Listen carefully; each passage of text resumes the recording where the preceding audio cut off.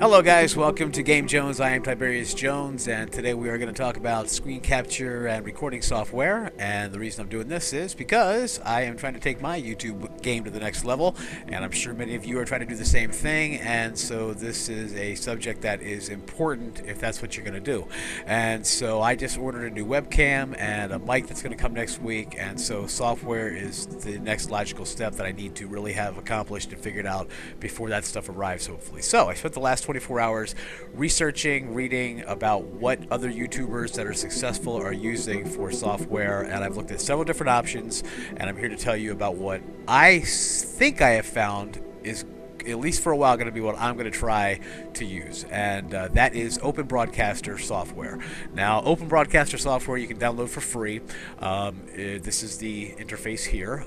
You can go and just Google it, which I trust you guys know how to use Google, but I will show you just because, hey, this is what we're about, right? We're showing each other how to do stuff. So, there's my handsome mug. Ha ha ha. Open Broadcaster. So there you go, Broadcaster software. It's completely free, so just go.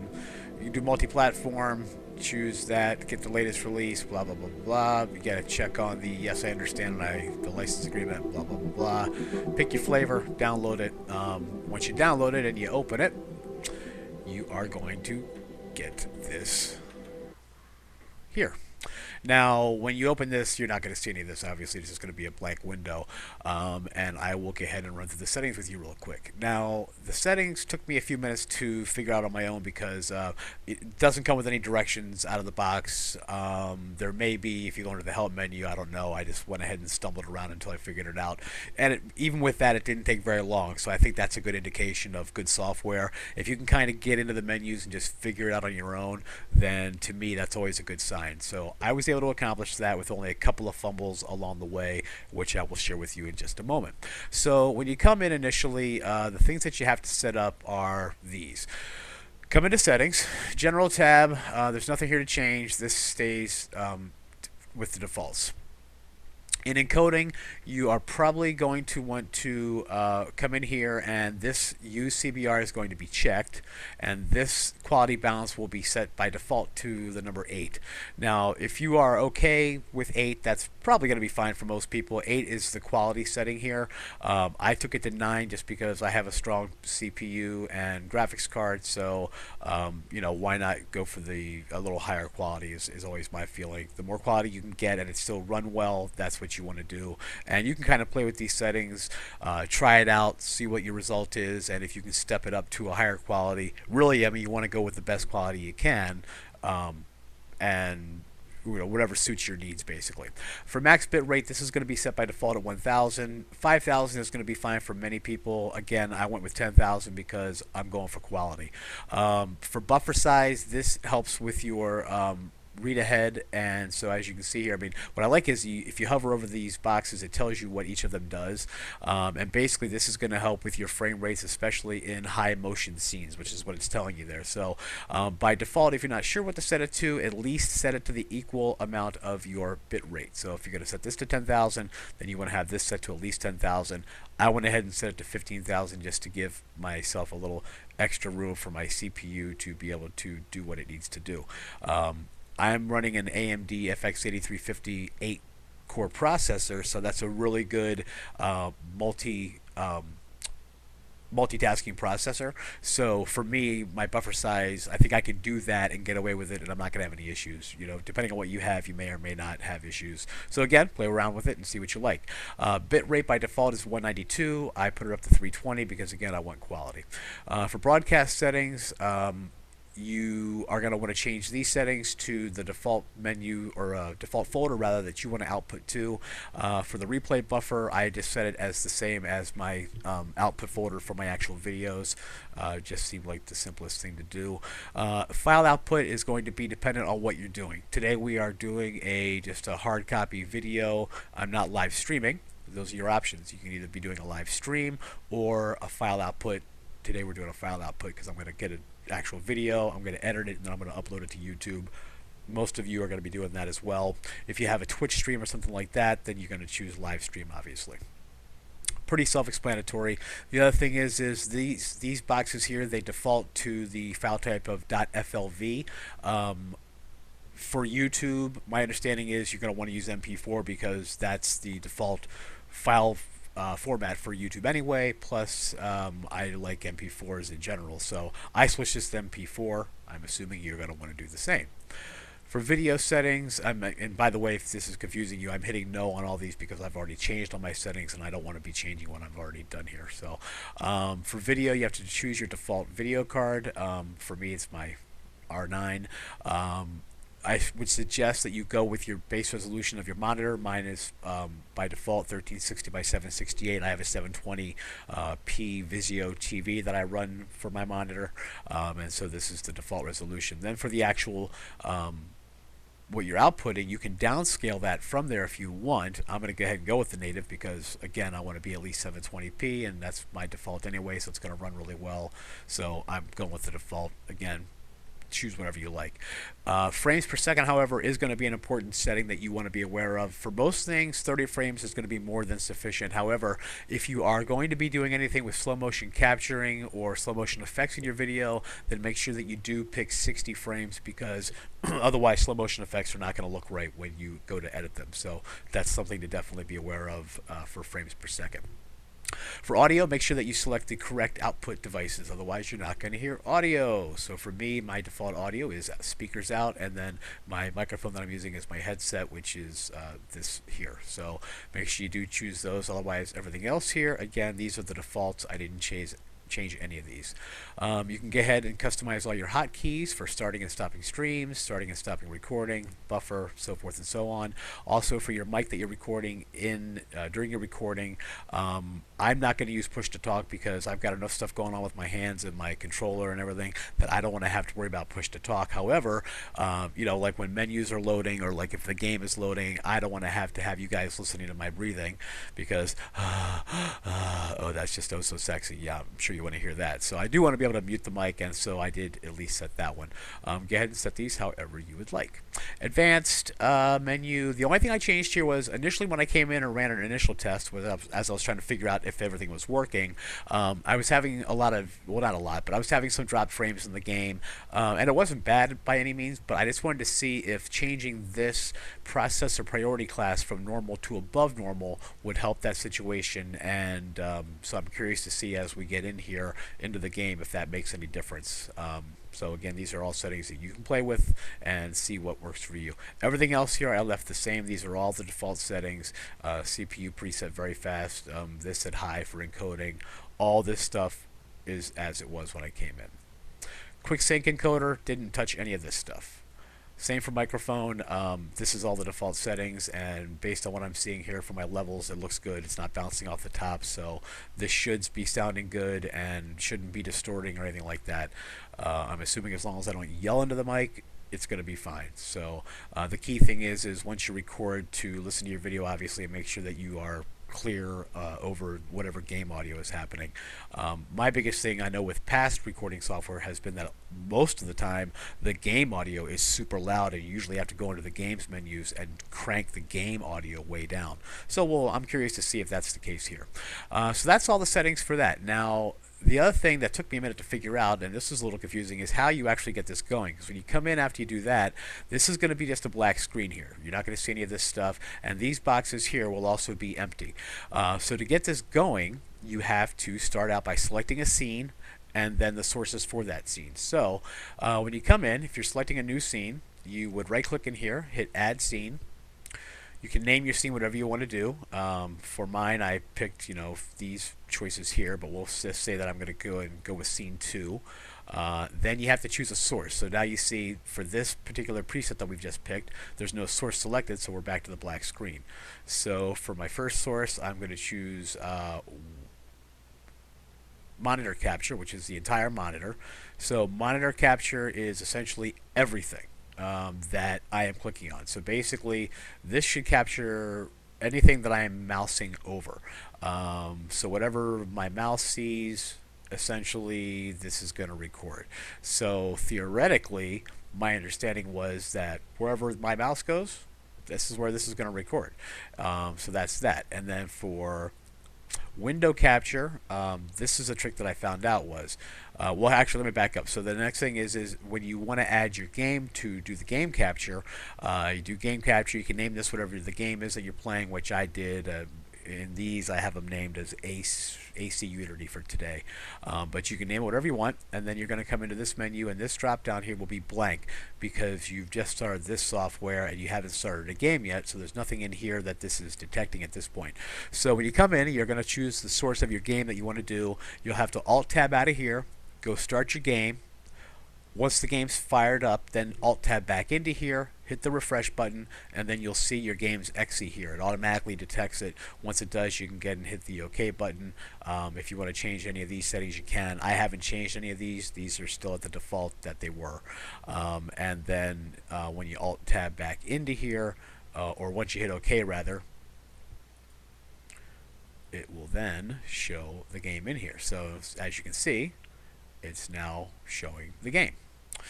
Then lastly, you have to select window capture. Now this is key because what happened was when I had come in here before, I had monitor capture and game capture, and I thought that was going to be enough. I thought that that was going to capture everything that I was doing in the monitor. Essentially, like I said, anywhere that my mouse went, it was going to capture that and the game, and I figured that was all I needed to have.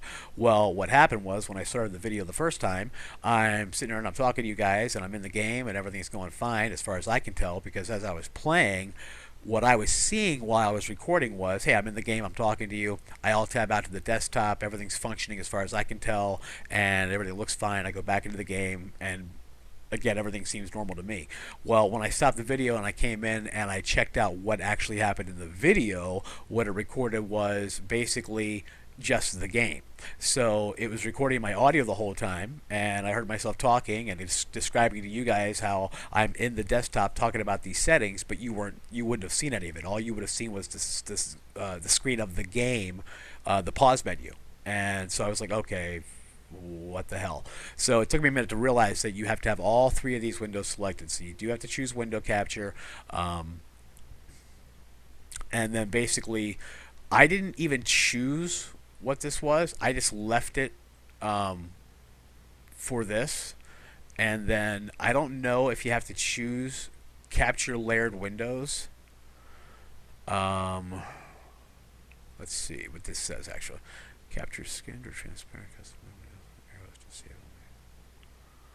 Okay, yeah, that's for like the arrow setting.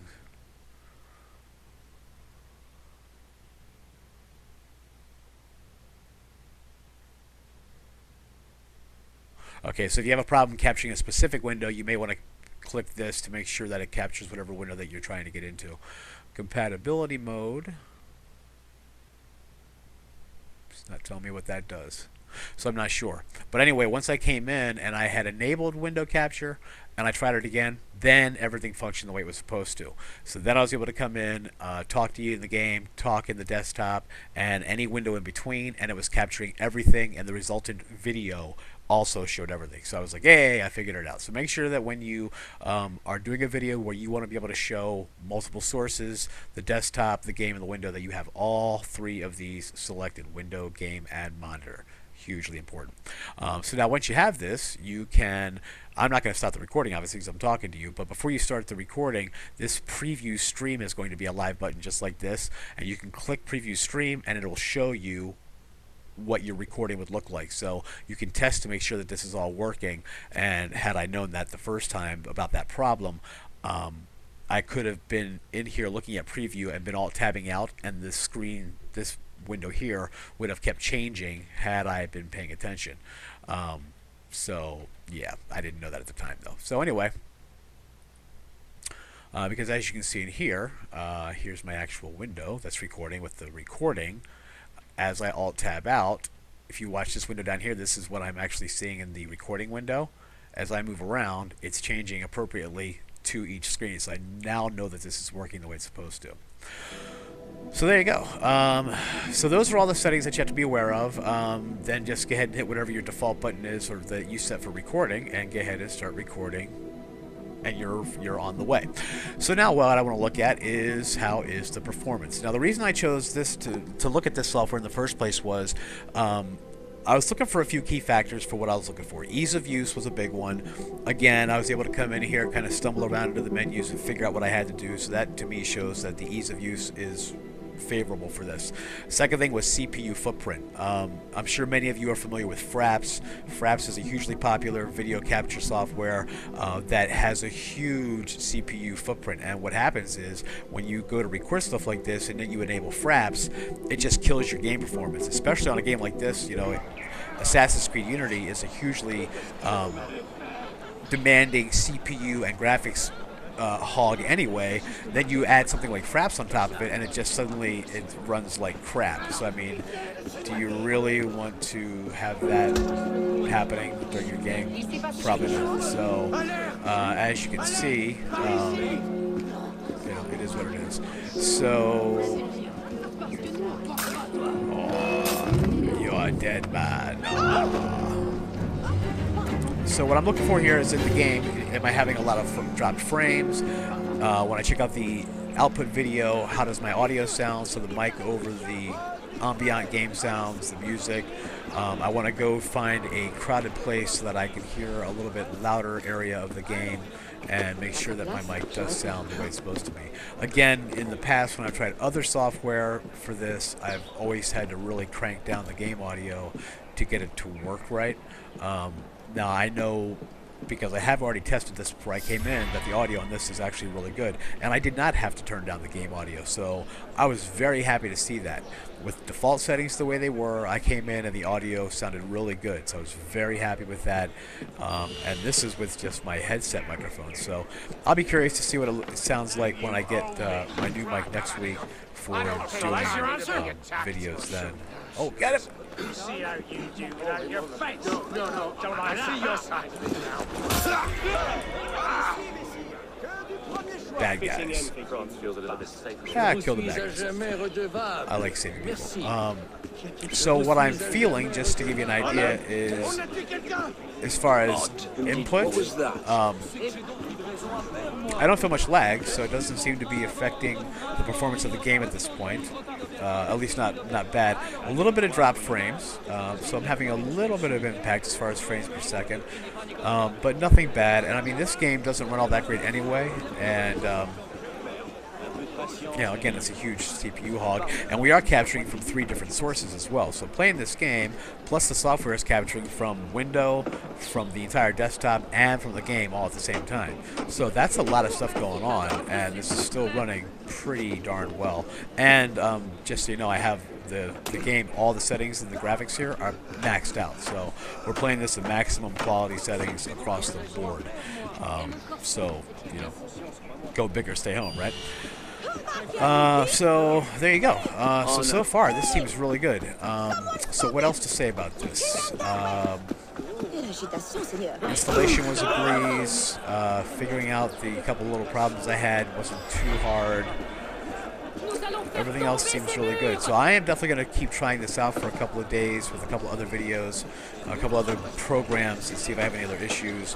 And then if I do, I will add more to this video. But for now, I think that's pretty much it. So I would definitely suggest, if you're looking for some software, Open Broadcaster software is free. From what I had read from other people, the only other software that is comparable with this that has the combination of functionality, so all the options as far as customizability that this has, combined with the small CPU footprint, was DxTory, which is DxTory, but that is not free. In fact, it's very expensive. It goes for $300. So if you want to drop $3 on some software, go ahead and try DxTory. I am not in a position to drop $300 on software to record, so that wasn't even an option for me. And I'm glad I wasn't, because I don't think that's going to be necessary anyway. This seems perfectly fine to me. You know, again, you have to play with this and see what you think. But that's it. Off the top, I would say Open Broadcaster software is definitely one to try out to start with, see how you like it, and then make a final determination when you've had time to play with it. And go from there. Let's finish this fight and get stuff. They kill your lousy French accent. Why do you all speak like a Maurice Chevalier? Ha ha! Ha ha! Rest in peace. Rest in peace. Alright guys, so that's Open Broadcaster software.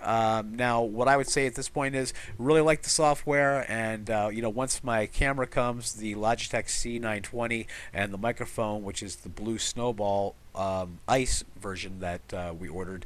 Once those come, I am going to do a video review of those combined with this software, and I am going to stick with the Open Broadcaster software for now, because one of my main philosophies is when it comes to this kind of stuff, video capturing in particular, you know, this is really intensive stuff, and when it comes to this and your video editing software, you want to really find something that works for you, stick with it for a while, so that you can get your process down, because the bottom line is, once you get a process down and it gets faster and faster and more efficient, you're going to be able to crank out more material and just get more stuff up on YouTube. And that's really the whole point of this, is to be able to generate material and content. So if you're not generating content, you're not generating visits, and you're really going nowhere. So that's why we're all doing this, right? Is to have people watch our stuff. So you know, it's all about content, man. So again, I really suggest find something, even if you're not sure if it's going to be what you end up settling on, give it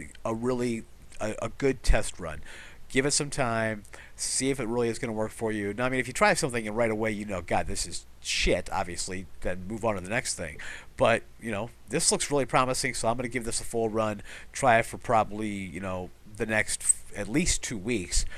Do some content with it, see how I really like it, and then make a final determination at that point. So there you go. Open Broadcaster software. Everybody, I am Tiberius Jonez. Thanks again for stopping by. If you found this video helpful or you enjoyed it for any reason, please hit the like button as always, and I hope I will see you on the other side. I am out, everybody. Have a good one.